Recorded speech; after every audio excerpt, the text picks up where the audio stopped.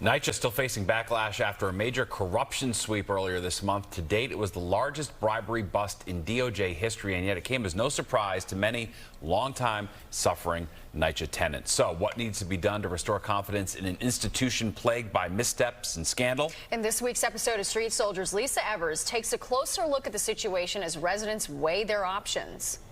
A federal investigation is shining a harsh spotlight on NYCHA management practices.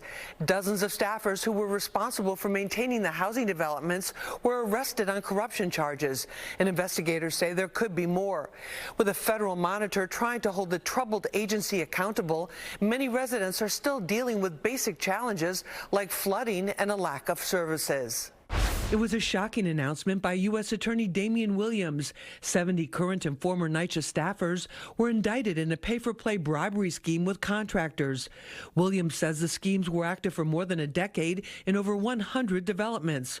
One of those developments was the Frederick Douglass houses on the Upper West Side. A former superintendent was one of those charged. Resident Association President Carmen Quinones says the person arrested left the post in 2021. And while there are almost daily problems for her residents, like flooding and no heat, at least now the new person is more responsive. We have a new supervisor, and we have new people here. So, we're working towards getting things done. Thank God I keep my finger on the pulse with them, but there are too many problems here. NYCHA has more than 300 developments across all 5 boroughs of New York City and provides affordable homes to hundreds of thousands of residents, a population roughly the size of Miami. Over the years, as the aging infrastructure was not maintained and repair costs mounted, the amount of money needed skyrocketed, says New York Times reporter Mihir Zaveri. I was just pulling up the numbers, and in 2006, they estimated they needed $7 billion to do some adequate repairs. That number is now $78 billion. I mean, it's staggering. And so when you have that level of need and the amount of money that's coming from any pool doesn't match that level every year, it's like a downward spiral. Under pressure from many directions, political leaders sought new management methods with different financing models. Most developments, like Douglas houses, are still under the basic HUD model called Section 9.